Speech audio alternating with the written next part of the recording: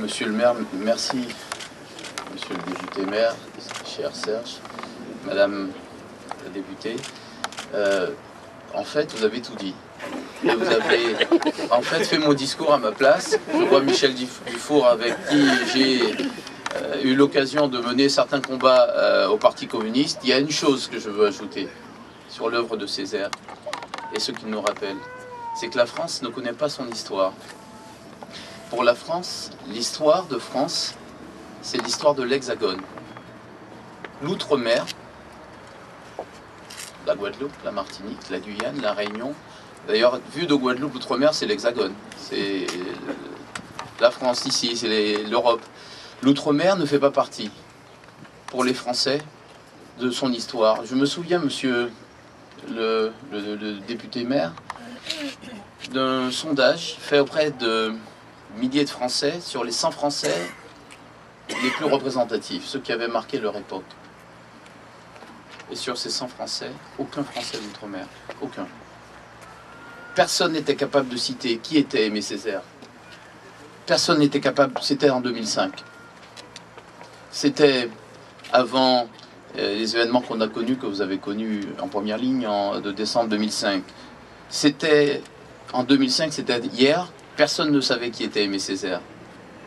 Personne ne savait qui était le Chevalier de Saint-Georges, un des plus grands auteurs, compositeurs, qui avait créé la Légion Noire, Chevalier de Saint-Georges. Personne n'était capable, premier colonel noir, le général Dumas. Général Dumas qui a aidé la Révolution, qui a empêché les défaites de révolutionnaires et qui a sauvé la République. Descendants d'esclaves, comme le Chevalier de Saint-Georges, le commandant Mortenol, qui a participé à la défense de Paris.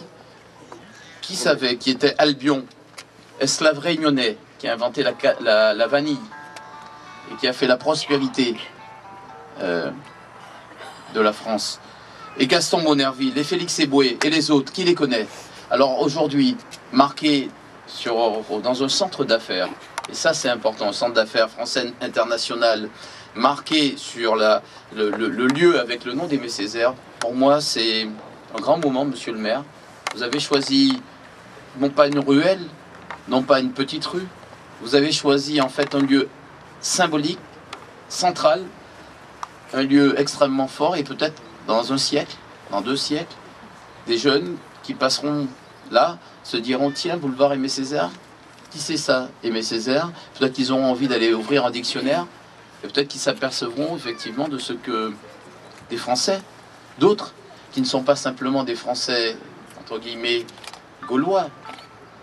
La France a toujours été une terre de métissage, mais on a tendance à l'oublier en assimilant les populations. D'autres Français ont marqué de leur empreinte l'histoire de France, qu'ils ont compté, qu'ils ont aussi aimé la France. La langue française a été portée un a été magnifiée par les poèmes, les poésies, les œuvres d'art d'Aimé Césaire. Et ce boulevard Aimé Césaire, aujourd'hui, doit aussi nous rappeler une autre de ses paroles, qui est d'actualité, qui a en réalité poussé les Guadeloupéens et les Martiniquais, ensuite les Réunionnais et les Guyanais à se lever il y a quelques mois. Est-ce qu'on est français à part entière ou français entièrement à part? Ça, c'est la vraie question. La question se pose de manière collective, monsieur le député maire, collective. Qu'est-ce qu'on veut? Qu'est-ce que la France compte faire est-ce que la République compte réellement remplir ses engagements d'égalité? Engagements signés en 1946 avec la départementalisation. Et cet échec de la départementalisation, cet échec de la République qui a été dénoncé dans les départements français d'outre-mer, cet échec-là, est-ce que nous allons bâtir un autre monde, un avenir meilleur, plus juste pour nos pays d'origine? Et puis la question est aussi individuelle. Il y a une question collective, celui du destin de peuple. Moi je dis peuple, je ne dis pas population, je dis peuple. Il y a un peuple guadeloupéen, il y a un peuple martiniquais, nous sommes frères, mais nous ne sommes pas pareils, nous sommes un peu différents. Nous avons des problématiques communes par contre, nous avons des combats communs à mener, nous avons peut-être des identités à défendre ensemble. Et puis il y a la question individuelle, les discriminations qui continuent de perdurer. Alors j'en ai réglé beaucoup, Dans le cadre de ma mission, je ne reviens pas dessus, mais ces discriminations, il a fallu attendre des dizaines d'années pour qu'on s'aperçoive qu'il y a, ne serait-ce que lorsqu'on refuse de louer, par exemple, quand on va à Paris, Nanterre, et qu'on demande un logement et que l'agent vous dit non, on vous refuse de louer ça parce que votre père, votre mère qui vous cautionne est à Fort-de-France, à Pointe-à-Pitre, à Cayenne ou à Papeete, c'est une discrimination. Donc il y a encore d'autres discriminations, celles aussi qui sont liées à la couleur de la peau, à l'apparence, à la religion.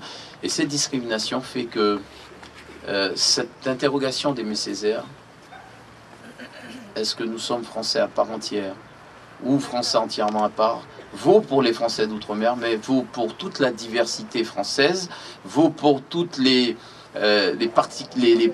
populations d'origine différentes qui sont venues en France et qui veulent participer à la construction d'un monde nouveau, un monde plus juste, plus fraternel. Merci.